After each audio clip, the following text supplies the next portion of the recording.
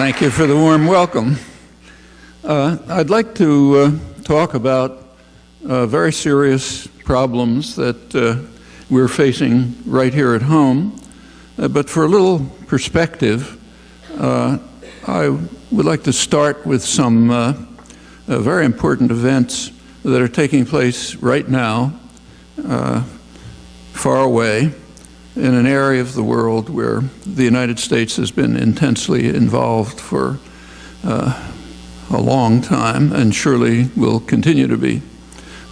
Right at this moment, there are massive demonstrations taking place in Egypt, mostly young people, many thousands of people in the streets facing police brutality, protesting the terror and venality of the dictatorship which the U.S. strongly supports. This is the first of the anticipated spillovers from what's been going on in Tunisia in the past days. Very impressive democratic movement in a I'm quoting, in a police state with little freedom of expression or association and serious human rights problems, ruled by a dictator whose family is hated by the population for the corruption and the brutality of the family regime. Well, as perhaps you know, I'm quoting the U.S. ambassador in a secret cable that was released by WikiLeaks. Shortly after the cable arrived in Washington, the government provided substantial military aid to the Tunisian dictatorship that the ambassador had described. Tunisia was one of 5 foreign beneficiaries of that grant of aid, Israel routinely, and 2 other Middle Eastern dictatorships, along with Tunisia, Egypt, and Jordan. And the 5th was Colombia, the country that has long held the prize for the worst human rights record in the hemisphere and has been the leading recipient of U.S. military aid throughout this whole period in the hemisphere.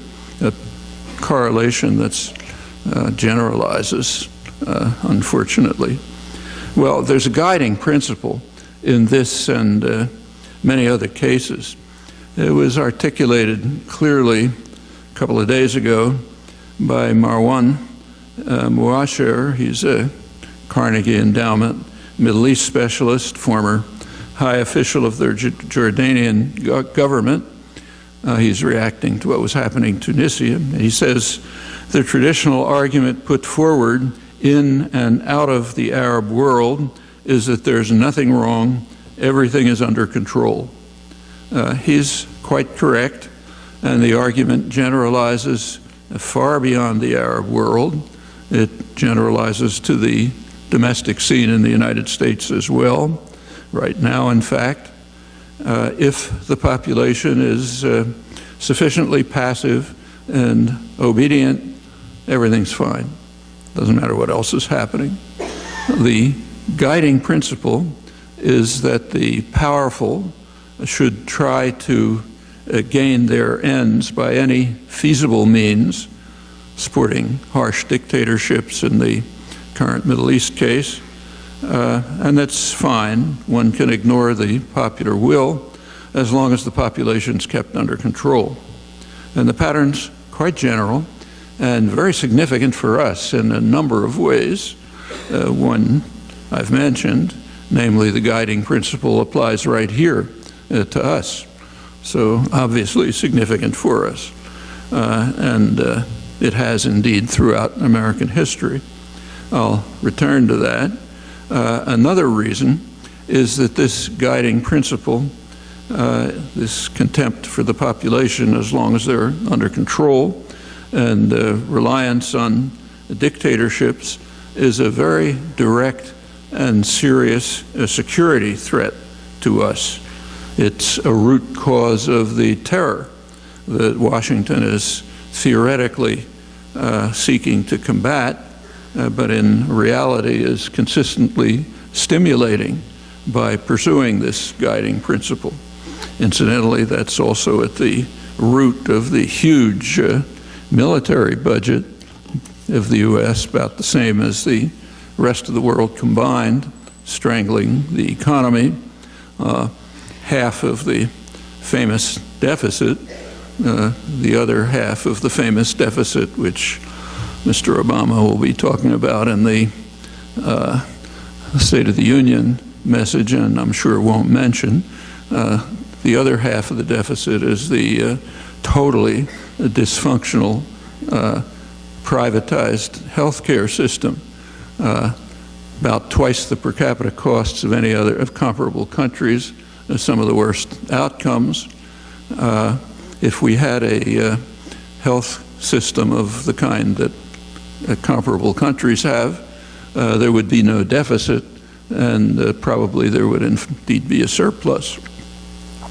Well, going back to the root cause of terror, you'll recall, I'm sure, after 9/11, President Bush declared that they committed the terrorist crimes because they hate our freedoms. Shortly after that, a major Pentagon study group, the Defense Science Board, reacted to President Bush's comment in a report. Like others who know anything about the history and the current circumstances of the region, they concluded, I'm quoting them, that Muslims do not hate our freedom, quoting Bush, but rather they hate our policies. When American public diplomacy talks about bringing democracy to Islamic societies, this is seen as no more than self-serving hypocrisy. These views, incidentally, are quite conventional among specialists, at least, who also understand that these U.S. policies are a gift to the extremists among the jihadis.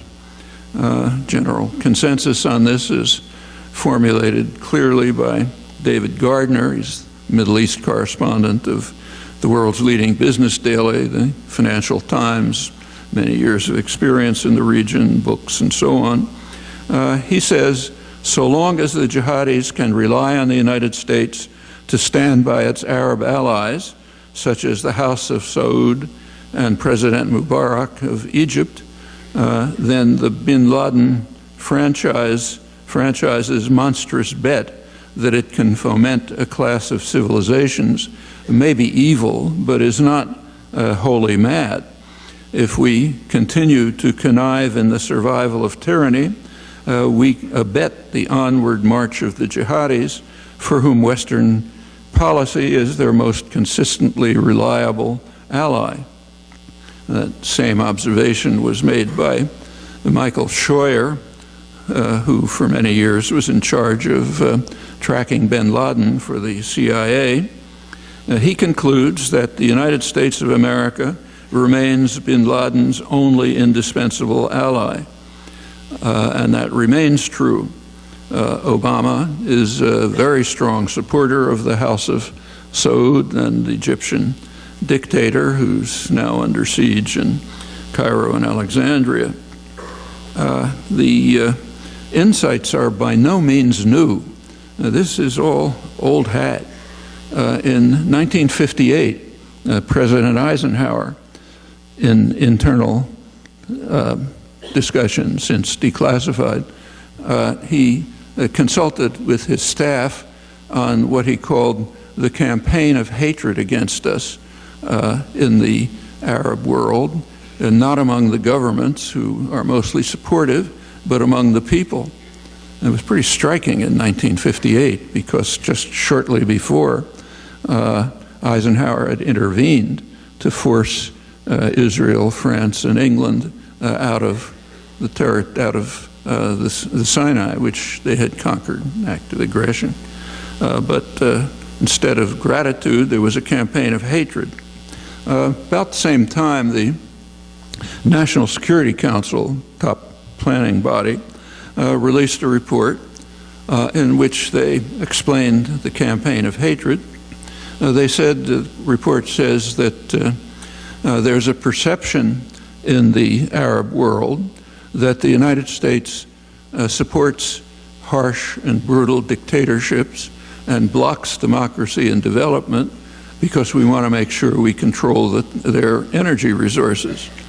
And it went on to say that the perception is pretty accurate, and furthermore, that's what we should be doing, following the guiding principle that as long as the population's controlled by the dictators, everything's fine.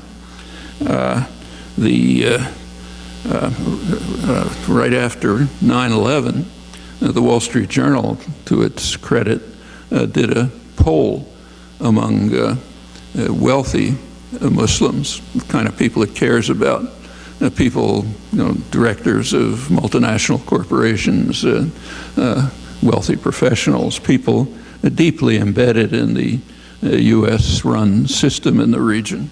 And they wanted to know what they thought about the 9/11 attack. Reactions were pretty much what the National Security Council described in 1958. They said that there's anger in the region about U.S.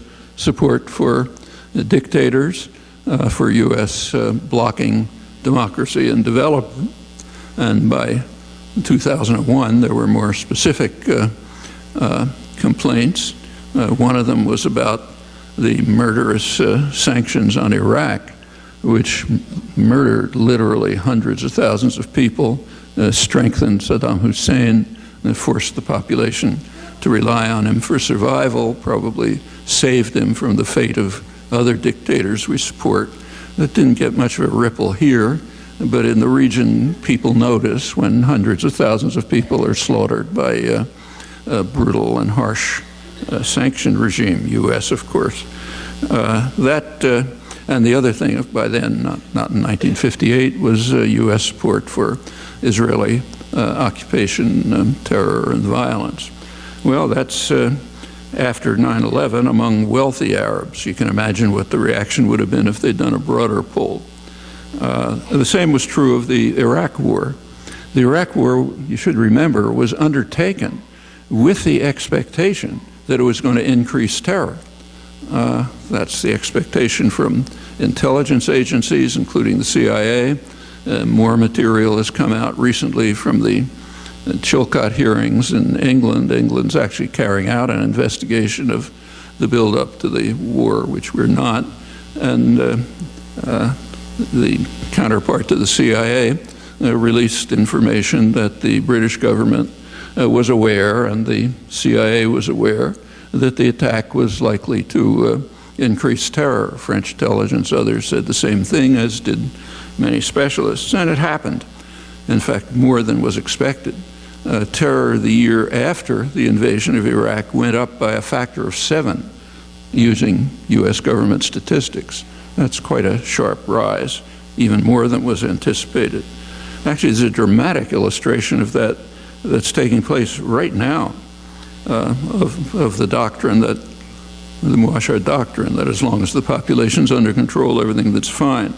Yeah, I'm sure you've been reading about WikiLeaks. The big, exciting revelation, the one that got all the headlines, was that the Arabs support our policy towards Iran. Well, maybe true or not, but notice what they were referring to. They were referring to the Arab dictators. The Arab dictators, they claim, support our policy. And that's the way the press covered it, and that's the way commentary was. A lot of self-adulation about the fact that we're supported by the Arabs. Well, as it happens, just a couple of weeks before that, the Brookings Institute, major institution in Washington, had released a poll taken by a leading U.S. polling agency, which has been conducting polls in the Arab world for many years. It showed that it was a poll of the population, not the dictators. And it showed that indeed there were, some of them did fear Iran at 10%. In contrast, 77% regarded the U.S. as the major threat to the region, and 88% regarded Israel as the major threat. In fact, antagonism to U.S. policy was so extreme that a majority, 57%, thought the region would be better off if Iran had nuclear weapons. Well, those polls I don't think were even reported in the United States. They certainly were not mentioned in all of the excited reporting about how the Arabs support our attitude toward Iran. And it's the guiding principle again. As long as the dictators support us, or we think they do, and as long as not much is happening, everything is fine. It's quite striking that this was accepted, kind of expected in the diplomatic service and the State Department, but it was also in media reporting and public commentary, pretty much across the spectrum, liberal commentators too, as far as I could tell. And again, the polls I don't think were even reported. Perhaps the most serious case of all of these is Pakistan. It's no big secret that the population in Pakistan is now stridently and radically anti-American. Huge percentage. It's been increasing over the years. The WikiLeaks cables have interesting material about that.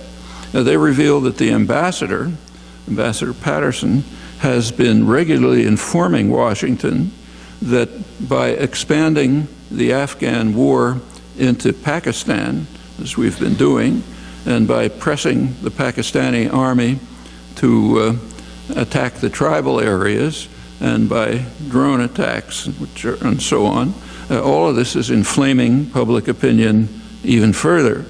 It's also strengthening the radical Islamists, who are now a very serious threat to the country.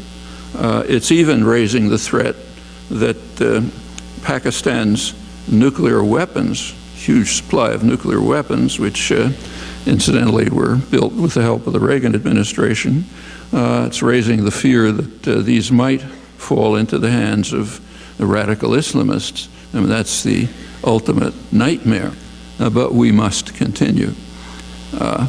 We can continue on the present course, keeping to the guiding principles and facing the consequences, fomenting terror, crashing our own economy, inspiring hatred among oppressed populations that sooner or later are likely to explode, as is happening right now before our eyes, and with consequences that could be very severe.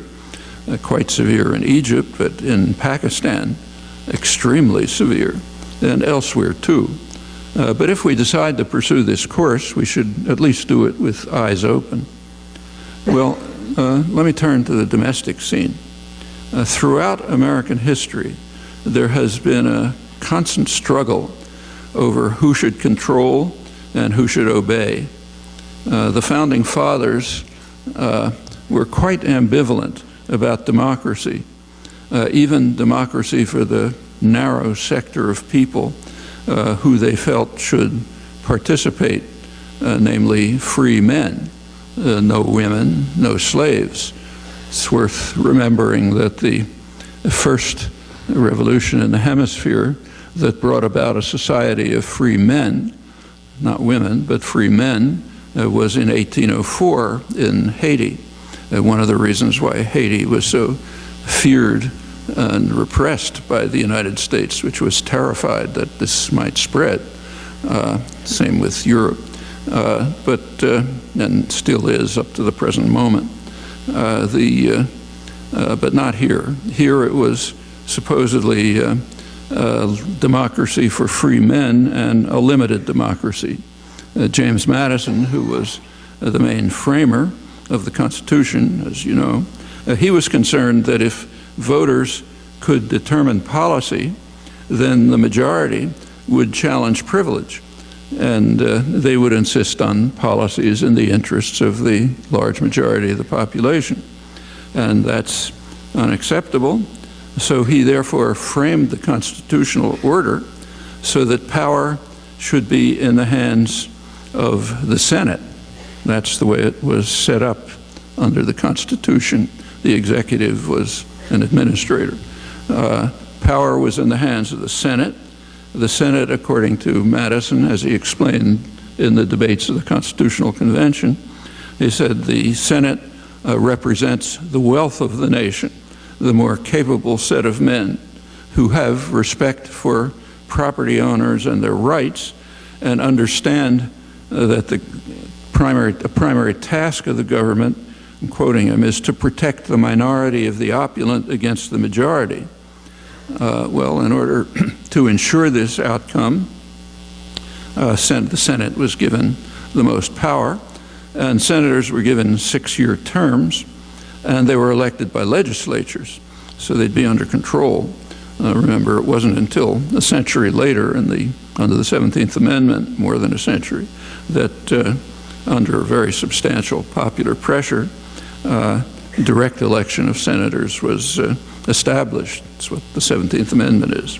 And now, quite interestingly, the far-right supporters of unhindered corporate power are talking about rescinding the 17th Amendment. So put power back where it belongs, in the hands of property and their rights, people who know how to protect the minority of the opulent against the majority. Madison, to his credit, very quickly perceived that the system that he had established was seriously undermining his own principles of justice and freedom. Just a couple of years later, in 1792, he lamented, I'm quoting him, about the daring depravity of the times as the stock jobbers, that's our Wall Street, are becoming the tools and tyrant of government, bribed by its largesses and overawing it by clamors and combinations. He could be describing what's happening right now. The words apply quite precisely. A little less literary flair, but exactly right. The struggle for popular democracy continued after the Constitution. It's always been, particularly through the century, the 19th century and on, it's always been the labor movement which was at the forefront, and it's been a core element. We might remember that, or discover if we don't know it already, that in the mid-19th century, American workers regarded wage labor as essentially the same as chattel slavery, differing only in that it was temporary. That was the banner under which Northern workers fought the Civil War: eliminate all slavery, chattel slavery and wage labor. In fact, that was such a popular idea that it was a slogan of the Republican Party and Abraham Lincoln. There was at the time a very lively free press. Actually, that's the period of the most exuberant and lively free press in American history. It included a labor press, which was written and produced by workers in factories, many of them women from the farms who were called factory girls. They condemned what they called the new spirit of the age. This is 1850. The new spirit of the age: gain wealth, forgetting all but self. Sound familiar? And the reduction of working people to, I'm quoting it now, to a state of servitude under the domination of a moneyed aristocracy hanging over us like a mighty avalanche, threatening annihilation to every man who dares to question their right to enslave and oppress the poor and unfortunate, the owners and managers. The labor press also condemned what it called the bought priesthood of the media, the universities, the intellectual class, apologists for power, who sought to justify the despotism that was strengthening its grip and demeaning the demeaning values that it upheld. They also held, quoting again, that those who work in the mills should own them. Now, these are ideas that became the rallying cry of the organized labor movement in the late 19th century, including its more conservative elements, and have a lot of significance for today. Right now, the government corporate alliance, as you're aware, is closing plants that could be converted to production of things that the country badly needs, like, for example, high-speed rail or green technology. But for that to happen, it would be necessary to recover the democratic spirit of working people of the 19th century, which was renewed in the 1930s with very significant effects, battered by bitter class war since then. Well, it actually, if you look back over the history, it was no small task to drive these ideas out of people's heads, probably not very far below the surface, and also to beat down the democratizing forces of the labor movement. The United States, for all kinds of historical reasons, happens to have an unusually class-conscious business class. And not by accident, we also happen to have a very violent labor history. Hundreds of American workers were being killed by security forces in labor actions well into the late 1930s. And nothing similar had been taking place in Europe throughout the century. In Europe, also, unions were far more solidly established, along with parliamentary labor parties. That disparity is, once again, quite great, much to the detriment of American society, in my opinion. Well, despite the reliance on violence, by the time of the First World War, the business classes were coming to realize that so much freedom had been won by popular struggle that it was becoming impossible to control the public by force. They recognized around the First World War that new means had to be devised in order to control the public, to maintain that guiding principle. And the new means that they devised were control of opinion and attitudes and diversion of the population away from the political arena. This is all very self-conscious, incidentally. Read all about it in the business press.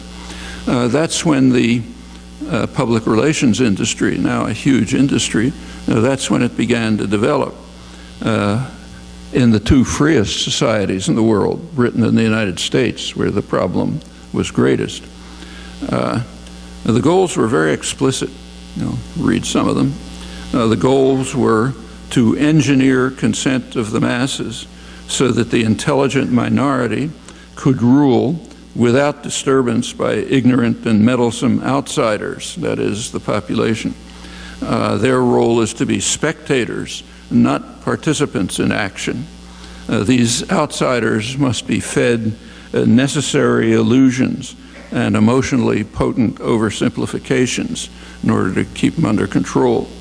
Actually, I'm not quoting from the right. These are leading progressive intellectuals, Wilson, Roosevelt, Kennedy, liberals, Edward Bernays, who was one of the founders of the public relations industry, Walter Lippmann, who was the most prominent public intellectual of the 20th century, the distinguished moralist Reinhold Niebuhr, who's called the theologian of the liberal establishment, incidentally Obama's favorite philosopher, he's told us.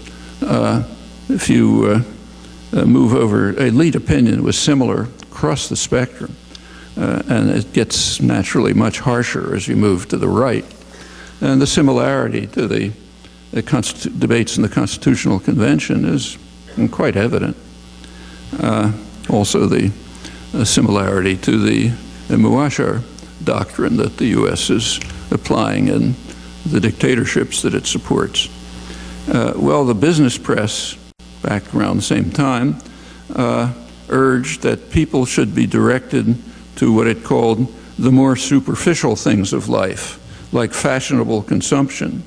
That'll keep them away from trying to participate in decision-making through the political process, let alone in their working lives as 19th century workers demanded. By now, marketing is about 1/6 of the economy, and much of marketing is just pure propaganda. Same thing's happening to elections.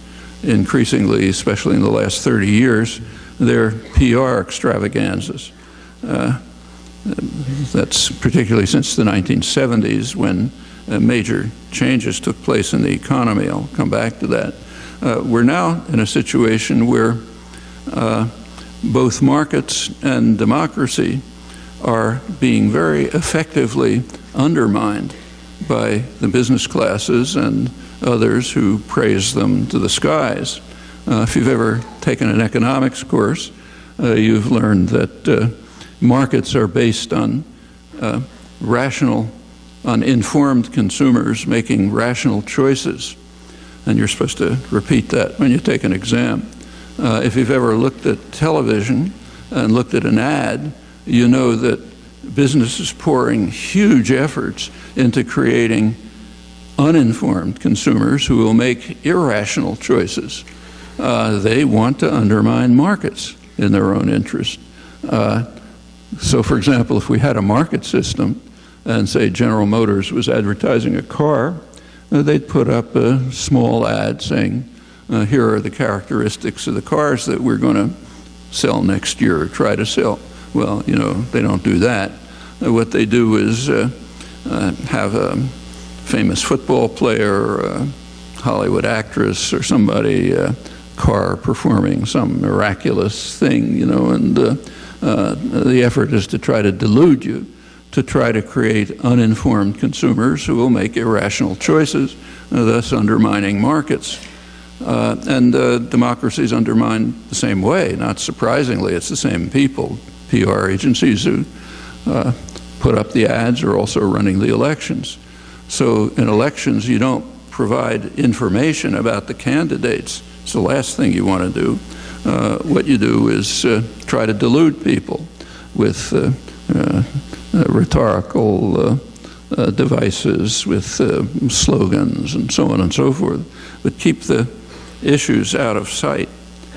Good reasons for that. Come back to it. Well, this has been going on since the it goes on way back, but there was an upsurge in the 1970s. You all know what happened in the 60s. And there was a huge corporate backlash against the popular uprisings of the 60s, which were really civilizing the society and making it more democratic and free. That's unacceptable.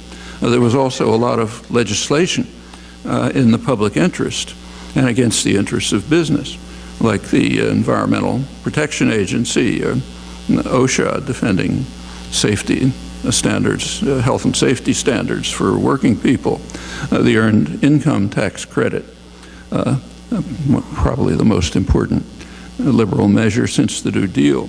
There was the Consumer Product Safety Commission. There was a very sharp expansion of Social Security and other social measures. All of this, incidentally, was under Nixon. Nixon was the last liberal president. After that, it's all back to the Stone Age. And business was appalled by this.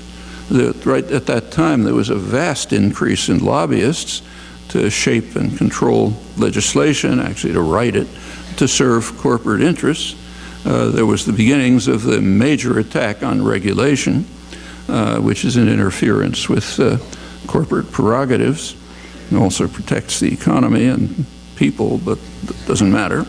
All of this was expanded substantially under Reagan, and even more so under his successors, Clinton and Bush, most of it under Clinton, in fact.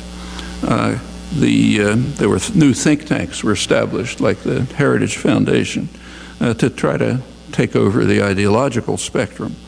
The cost of campaigns skyrocketed at that time. That compelled the parties to become supportive of business. For the Republicans, it's kind of second nature. The Democrats had a somewhat different constituency, not much, but they were compelled to go along to survive, and they did. So you get this sharp rightward move of both parties. Clinton wasn't joking when he said that now we're all Eisenhower Republicans. That's correct. The Democrats are now what used to be called moderate Republicans, like Eisenhower, and the Republicans are so deep in the pockets of business you need a telescope to find them. Well, that's campaign spending, incidentally, is a very good predictor of electoral victory. And more significant than that, and less obvious, is that it's a very good predictor of the policies that are pursued. There's really outstanding work on this by a number of political scientists, primarily Thomas Ferguson, who's the main person who studied it. His book, Golden Rule, and others. Well, to understand, to put that into place, what was going on in the 70s and since, it's useful to take a quick look at the post-World War II period. The 50s and the 60s, which were still under the influence of the New Deal and a powerful labor movement, they were the greatest growth period in American history. And furthermore, it was egalitarian growth. So the lowest quintile, lowest 20%, did about as well as the upper quintile. You know, of course, they got more, but proportionately. This is often called by economists the golden age of American capitalism, more accurately, American state capitalism. In the 1970s, there were major changes. One was a fundamental shift of the economy away from production towards financialization.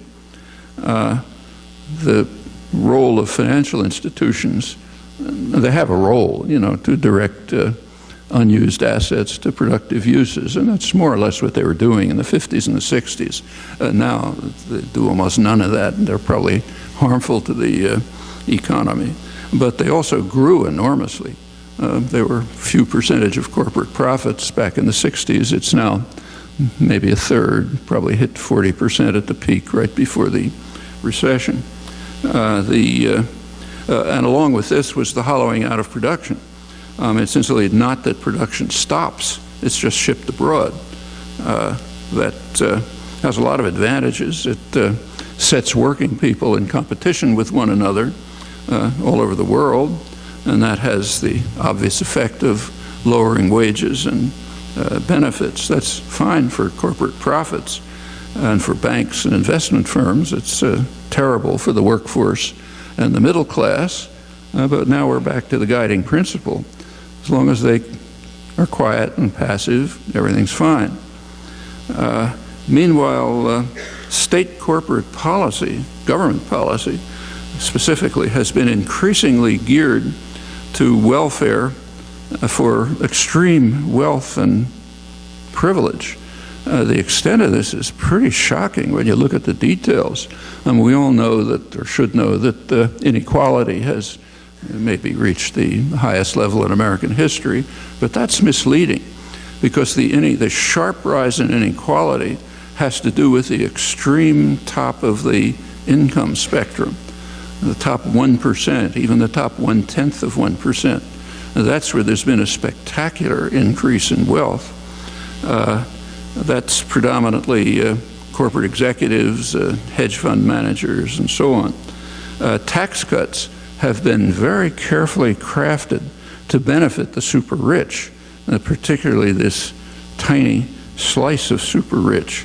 That's very careful, so very carefully done. So take, say, the Bush tax cuts. It's now a huge burden on the economy, big part of the deficit. Remember, they were established in 2001. They were supposed to last for 10 years. The assumption is once you establish a tax, it's never going to be, tax cut's never going to be raised, because it'll be politically difficult. When they were crafted in such a way that people wouldn't see what was happening. So for the first couple of years, it wasn't egalitarian, but it wasn't hugely in favor of the super rich.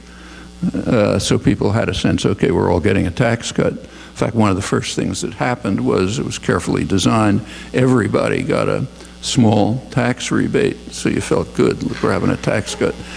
Meanwhile, if you look over the 10-year period, what was designed was that as you go through it, it'll be geared more and more to the super rich. And by the end of it, 2010, literally over 50% of the tax cut was going to the top 1%. But that's not so visible. And it was hidden in all kind of other ways, you know, stock options and so on. But that's very careful design, very clever, even has a name. It's called the sunset technique. You pretend that you're giving a tax cut to everyone, but by the time the sun sets, it's going to the right people, you know, the top 1%. Actually, that's happening right now before our eyes. The lame duck Congress is greatly praised. You know, Obama's praised for his wonderful achievements in the lame duck Congress. There was one major achievement, namely a tax break for the wealthy, which of course greatly increases the deficit. And a rather remarkable PR operation was carried out. In fact, pretty impressive. The tax cut for the wealthy was opposed by about 2/3 of the population. The deficit, we're told every day, mostly falsely, is a huge problem. But here we are with the Republicans straight out, but Obama going along, increasing the deficit, carrying out a tax cut for the rich, which was the issue, over the objections of the great majority of the population. Well, kind of an experiment, see if people keep quiet even when this is happening before their eyes. Actually, it was more than that. Right at the same time, with everybody screaming about how awful taxes are, there was a tax increase, substantial tax increase for federal workers. It was disguised. It was called a freeze. But if you think for a minute, a freeze for people in the public sector is identical to a tax increase for people in the public sector. The State of the Union address, Obama's apparently going to announce a 5-year freeze. Well, that means a 5-year tax increase for federal workers, and also a reduction. A freeze, remember, is a reduction because of inflation, population growth, and so on. So he's going to announce a reduction in services for working people and the middle class, and the rich don't care, they don't use the services. And that's going to be presented as a great achievement, addressing the deficit. And actually, we should have a deficit during a recession, but that's a separate question. And I mentioned before what the deficit is really due to. Half of it military spending, not for defense, in fact, it harms security, and the other half, the totally dysfunctional healthcare system. But it all makes sense if you have the right principles. The tax increase, so-called freeze for federal workers, relies on another very effective PR campaign that's been going on for a couple of months now, namely demonizing working people in the public sector.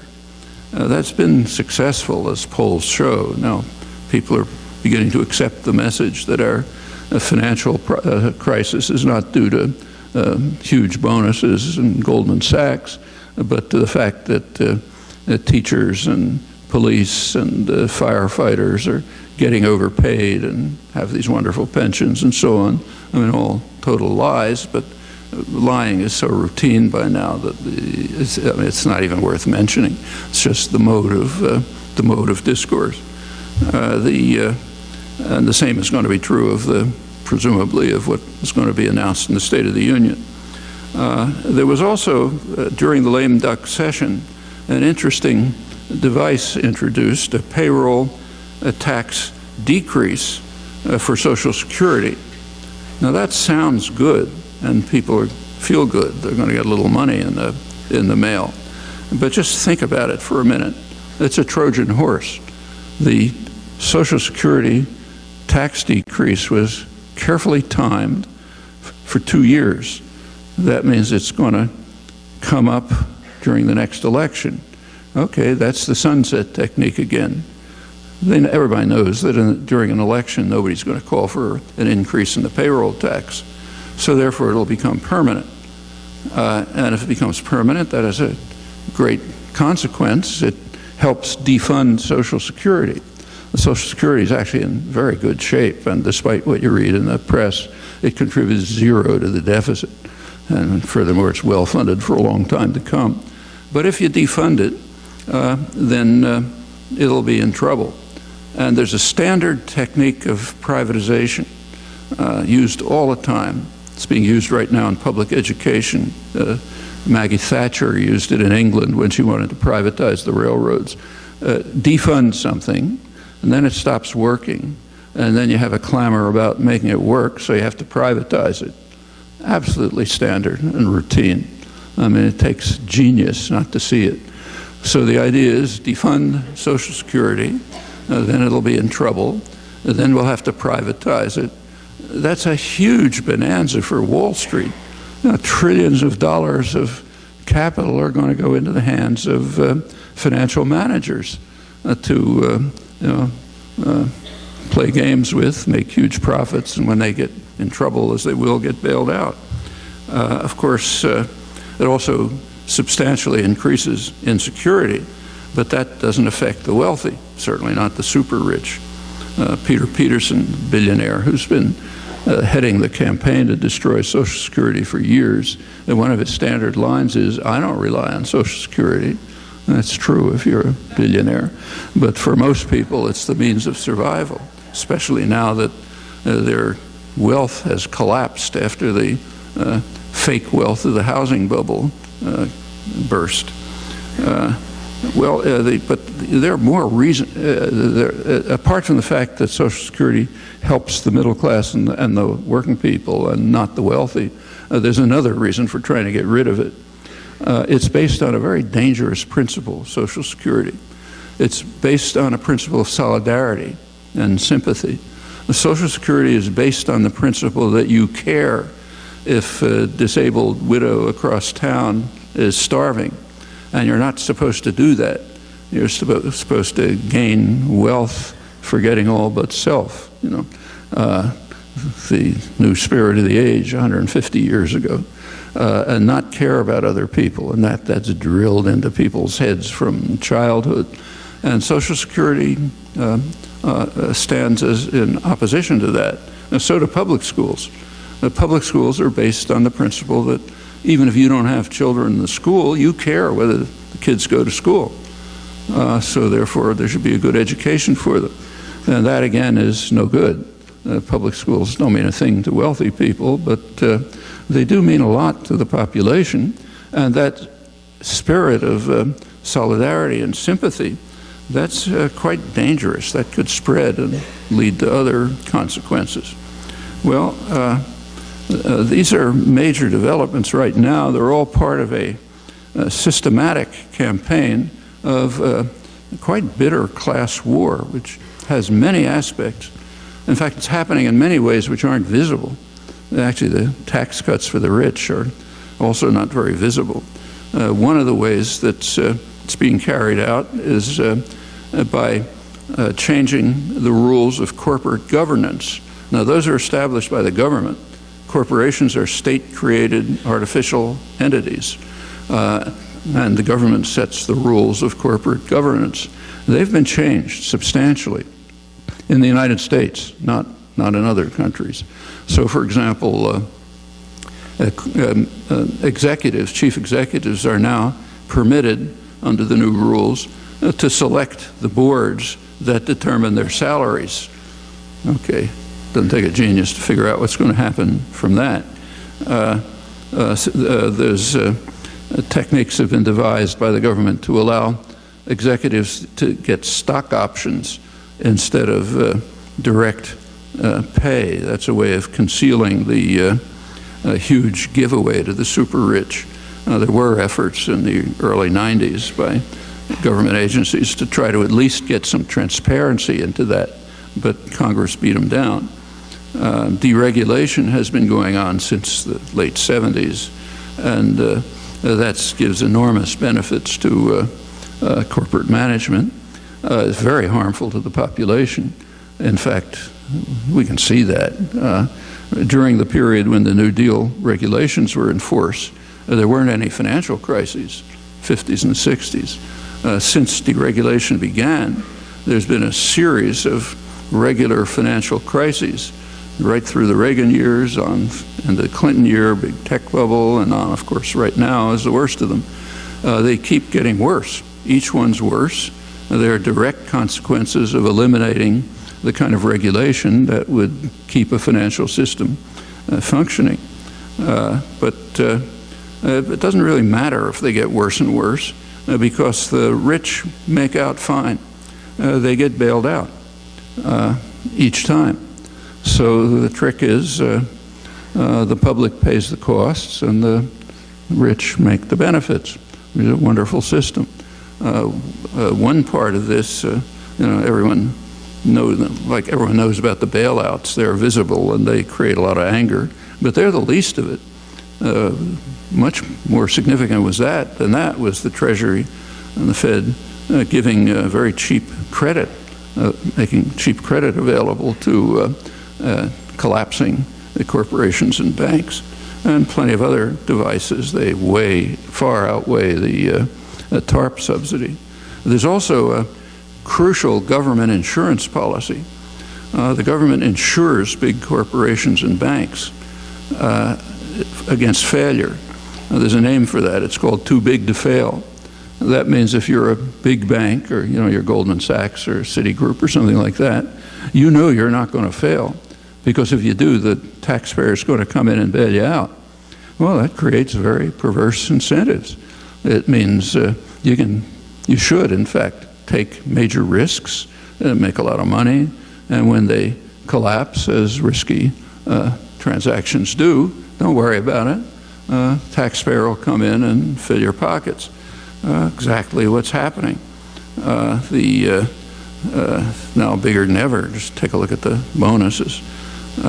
Well, these developments are sometimes often in fact called just inexorable processes, the result of globalization, new technology, and so on. That can't be true. Europe lives in the same economy that the United States does, but government policies there are completely different in all the respects I mentioned. Take a look at the European countries. Taxes have the traditional role. They reduce inequality, maybe not by much, but at least they target inequality. Here it used to be that way here too. Now it's the opposite. The tax system increases inequality and is carefully designed to do so, and it's inequality at the very extreme end. CEOs, bank managers, and so on. That's pretty dramatic. These guys also happen to be the main funders of elections. Well, as I mentioned, the elections have become PR extravaganzas, and campaign managers are not shy about it. They say quite openly that the campaigns must feature, they have to focus on personalities, on rhetoric, and not on issues. And polls show that recent elections, the public is unaware of the stand of the parties on issues. Now, that's not because they're ignorant or unconcerned. It's because a very careful effort is made to keep the issues out of the picture. You're supposed to get the ignorant and meddlesome outsiders out of politics, after all. And there's a particular reason for that, is that there's a tremendous disconnect between policies and public opinion.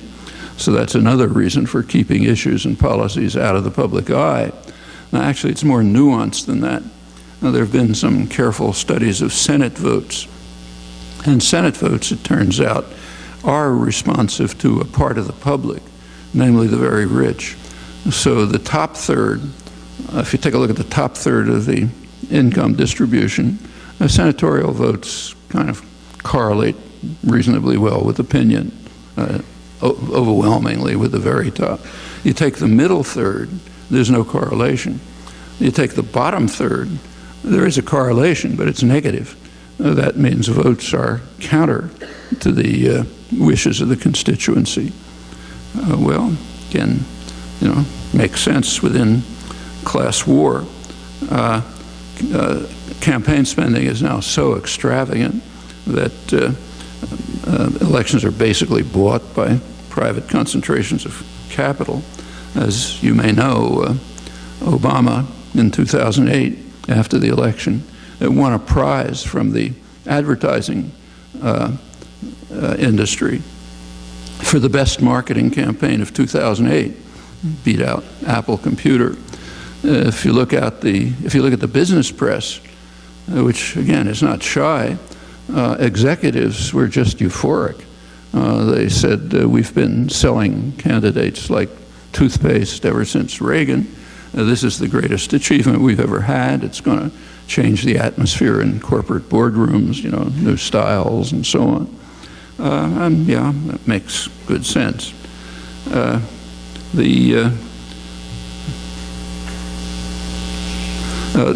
mentioned that the Republicans have just given up being a traditional political party. I mean, simply deep in the pockets of the very rich in the business sector. The moderate Republicans of the past are now the Democrats. And they're not far behind. So take, say, Obama again. The main source of his funding in the 2008 election, the concentrated funding, was financial institutions, very powerful in the economy now. And they preferred him to McCain. And that sort of carried him over, if you look closely. And they expected to be rewarded. It's the way politics works. And they were. As soon as Obama picked a financial team, economic team, to deal with the financial crisis that the financial institutions had created, he picked their people right across the board. All the Robert Rubin group, straight out of Citigroup, Larry Summers, the high priest of deregulation, Timothy Geithner of the New York Stock Exchange, who had been kind of supervising the shenanigans of the housing bubble and the rest, and right along the line. Now, there was actually one exception, Paul Volcker. Paul Volcker was Treasury Secretary under Reagan, but the spectrum has shifted so far to the right so that he's now the liberal in the government. He was the one person there who was calling seriously for financial regulation. And I stress was, because he's just been kicked out. Just a couple of days ago, Volcker was replaced by Jeffrey Immelt, the head of General Electric. Obama was praised for that. Shows he's moving toward the center, meaning the far right, and becoming more business friendly, even more than before. What was the reason for, there was good reason for getting rid of Volcker. Financial institutions didn't like him. He was calling for regulation, limited, but some. But why pick Immelt? Well, actually, that's discussed in the business press. The world's leading business daily, the London Financial Times, points out that Mr. Immelt's appointment was applauded by the U.S. Chamber of Commerce, the biggest lobbying group, which has been among the president's harshest critics and funded many Republicans who ran against Democrats in the November election. Well, we don't want that to happen again, so we'll get them on our side. Thomas Ferguson, who I mentioned before, the main specialist on campaign funding, he says it more straight out. He said, what we actually have here is the disappearance from the scene of the best known and most visible critic of the excesses of the financial sector, and his replacement by the sitting CEO of a company that is heavily dependent on government aid of all sorts, including diplomatic assistance to invest more in China, and in fact straight bailouts. This is not about jobs, he continues, but political money. The White House knows that after the Citizens United case a year ago in the Supreme Court, which essentially gave corporations carte blanche to buy elections, after that case, the White House knows that it's going to need to raise about $1 billion for its reelection campaign. That's the context in which this and other recent appointments need to be judged. I think he's quite right. Take a look at GE. About half of its workforce is abroad. Roughly half of its revenue comes from abroad. Also, it's not I mean, it does produce mostly abroad, but it's substantially a financial, gets a lot of its revenue from financial operations, for which it did get a hefty bailout. The appointment is heralded as for job growth, but if you think for a minute, it has very little to do with job growth. What it has to do with is follow the money. About a century ago, the great political financier, Mark Hanna, said that two things are important in politics. He said, the first is money, and I've forgotten the second one. That's far more true today, vastly more true, especially after the radical changes of the last 30 years and the restriction of electoral democracy to hardly more than a shadow. Well, the State of the Union speech is going to be all about jobs. We know that. Jobs has a special meaning in the English language. It's the way you pronounce the obscene word profits. That's a word you're not allowed to say. So what you call it is jobs. When a politician says, I'm working to increase jobs, you're supposed to understand, I'm working to increase profits. So when you appoint the head of GE to produce jobs and meanwhile help him export jobs and bail him out of his financial operations, get into trouble and so on, that's improving jobs. That's the standard rhetorical device. There used to be a counterforce, unions, but they're now virtually destroyed in the public sector, and incidentally, that's against the will of the working population. Many polls on this, working people strongly support unionization. In fact, the United States is unique in the industrial world in that there's a huge body of work. It looks like a third world country as compared with almost any other, certainly any industrial country, but many others. In fact, there have been massive social engineering problems, state policies, state corporate social engineering programs to try to maximize use of wasteful use of fossil fuel. It's a very interesting story in itself. That, of course, severely harms the environment and the future. And how's that being dealt with? We don't have to have, talk about the wonderful future. We can think what's happening right now. As you know, Obama basically took over the auto industry. Government pretty much owned it. There were a number of things you could do. One thing was to continue the policies that the auto industry had been following, closing plants, shipping jobs abroad, cutting down salaries and attacking unionization. Well, it's exactly what they did. Meanwhile, while this was going on, while the government was closing auto plants, shipping jobs abroad, the transportation secretary, Roy LaHood, was in Europe. He was traveling around Spain trying to use federal stimulus money to get contracts to build high-speed rail. Things that could have been done perfectly well in the factories that were being closed here, but with less profit and less money for the for Goldman Sachs and the rest. So therefore, not done. Actually, there's more that could have been done. There could have been, if the auto industry managers didn't like that, there is an alternative. Once the government essentially owns the industry, could turn that over to the workforce.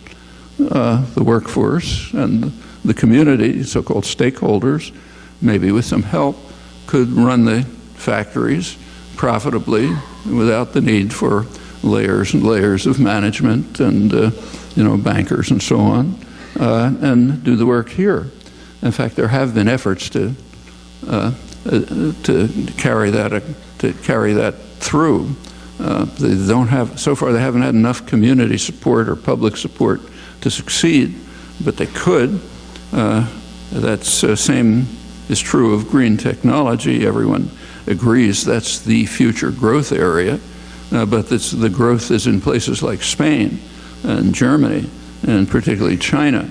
U.S. investors do invest in green technology, but in China, because there they get support for it, not here. The U.S. as a society is going to fall behind, but concentrated wealth and power will do just fine as long as the population allows it.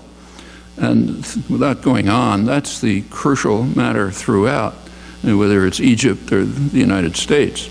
Will we allow ourselves to be subject to the guiding principle of domestic and international affairs? Namely, the powerful do what they want as long as they can get away with it, as long as the ignorant and meddlesome outsiders stay quiet and passive. That principle has been contested right through American history.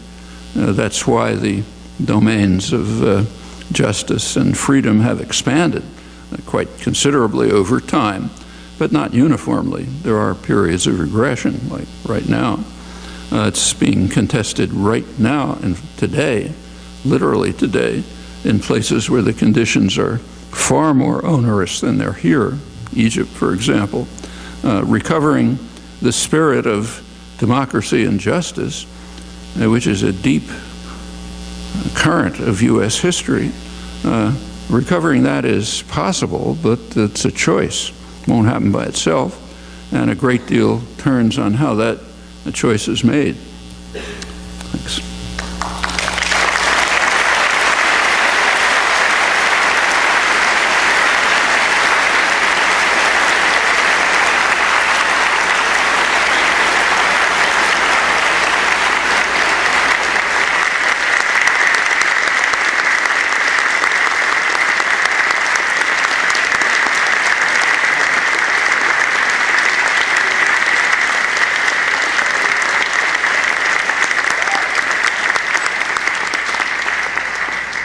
Unfortunately, we don't have time for question and answer. I'm sorry, but there will be a book. Would you like to do question and answer? It's your call, Dr. Chomsky.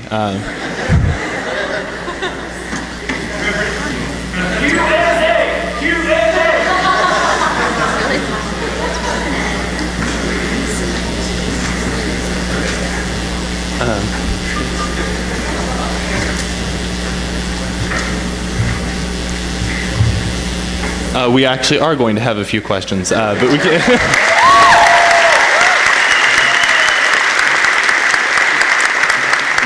we can't go too long though, because just like we only China, have room where for I a was certain amount of recently, time. I had to have a translator. If I may, thank you for being here. It's a pleasure to see you again. A couple of related questions. It seems to me that the way things are moving forward, it seems like the ruling class is on a path of self-destruction. What is happening to the liberal class? We're the guardian of situations by sugarcoating things. And a related question, you had stated in the past that regarding global shift in power, such countries as India and China, that you felt you mentioned that the nations that are divorced from internal power structure are basically won't have much role in the global system. If you could elaborate on that as well. What's happening to the liberal class regarding To the liberal class? Who's the liberal class? It's the Democrats. It's Obama supporters. They are, like Clinton said, Eisenhower Republicans.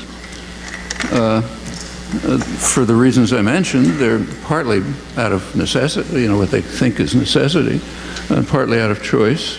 They're pursuing the policies that I've been describing. It's a little different. I mean, there's more complexity than this. So if you look over, the Democrats have somewhat different constituency than the Republicans. They do have, they used to have at least a working class constituency of poor minorities, women, and so on. And they do, to some extent, respond to their interests. So over the past, there have been some good studies of this. One of the best is by Larry Bartels, good political scientist. And what he points out is that if you take a look over many years, comparing Democratic and Republican administrations, the general population, aside from the very rich, does somewhat better under Democrats. Not a lot. And now the Democrats are increasingly, as I said, becoming moderate Republicans. Obama's the liberal hope. It's his policies are the ones we're seeing.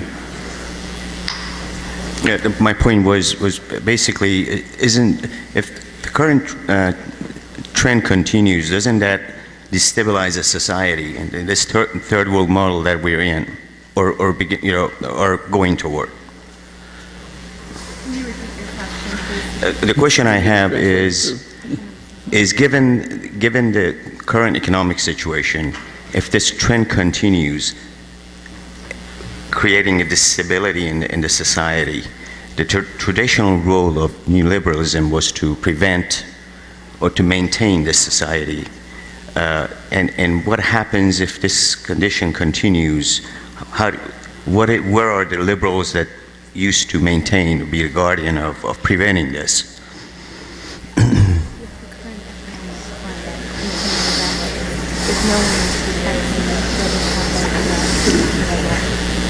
Traditional role?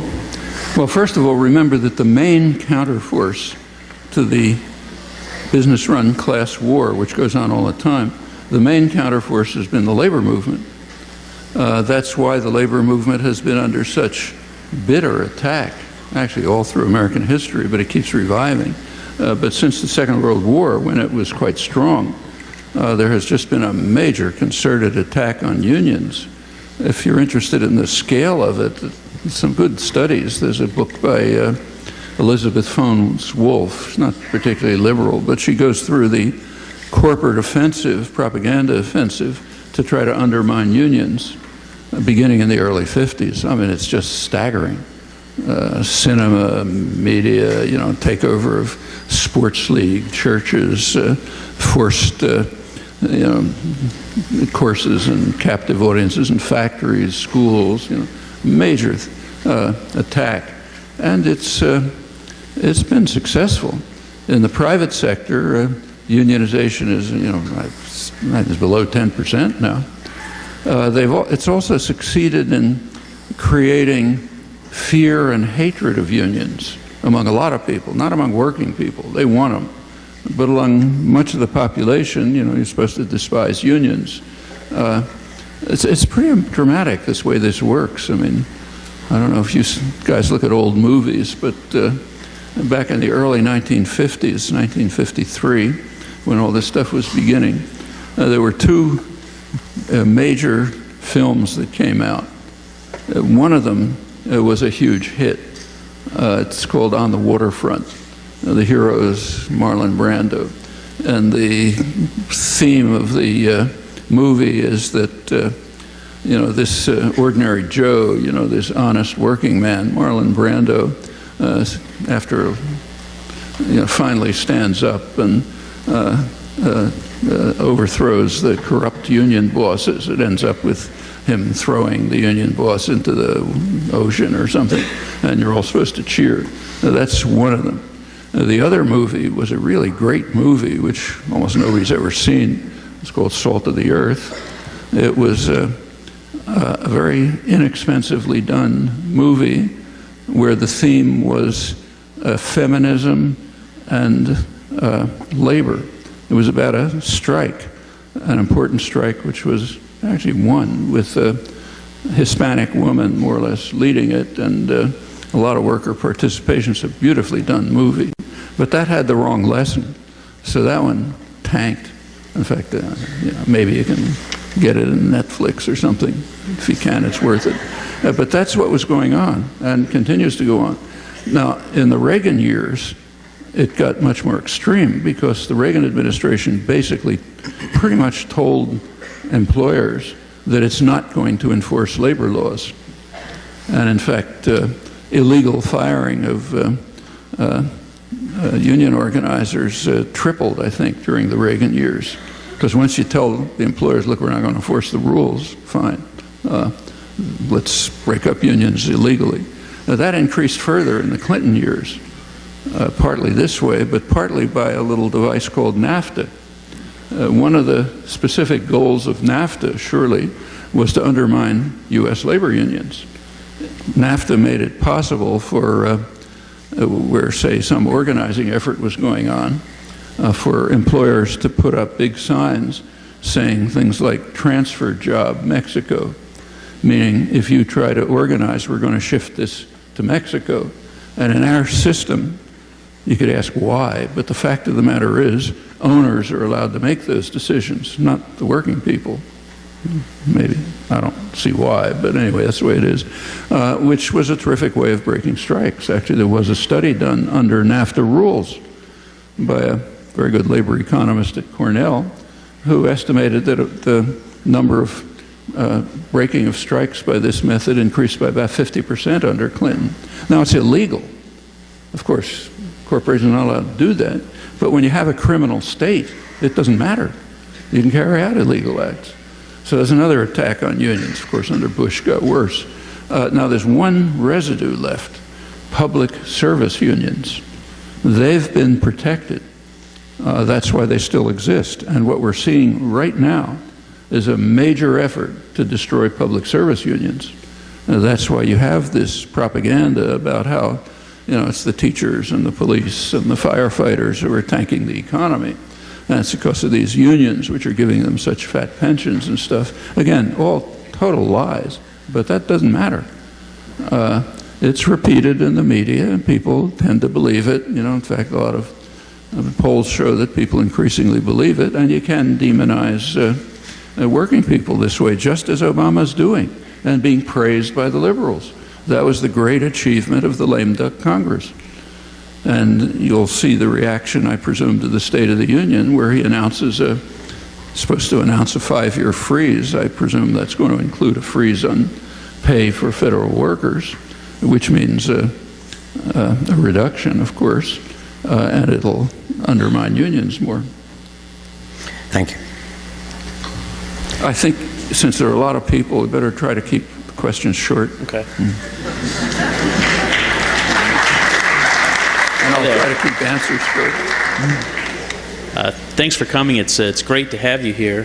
What I want to know is, with so much of your life spent towards examining, political systems and government policy, have you ever yourself considered running for political office or creating a political party? Because I'd vote for you like that. Did you ever consider running for a political party yourself?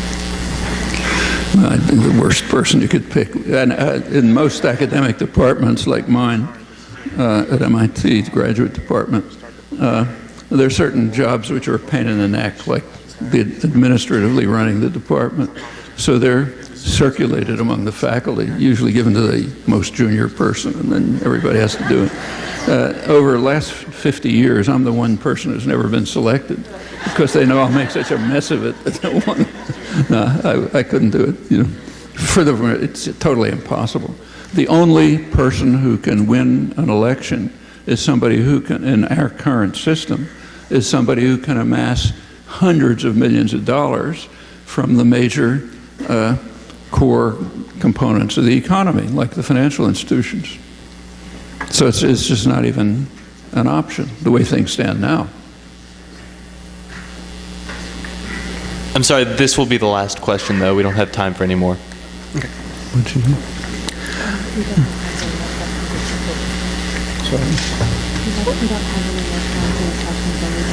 Oh, so this is the last question? Okay, sorry. Can you hear me? One woman in there, so why don't you ask the question? Two questions. Two questions. Yeah. Dr. Chomsky, she's starting Oh, you're starting the line. Okay. the line. Guarding the line. Oh, guarding the line. Okay, go ahead. Can you hear me, Noam? I can't, but she Oh, can. say. I have a short quote from Bacon on seditions and troubles. I'd like to read. Quote from who? It says, one second. Quote from who? It is a certain sign of a wise government and proceeding when it can hold men's hearts by hopes, when it cannot by satisfaction, when it can handle things in such manner as no evil shall appear so peremptory, but that it had some outlet of hope. Why don't you give it to me? Yes, sir.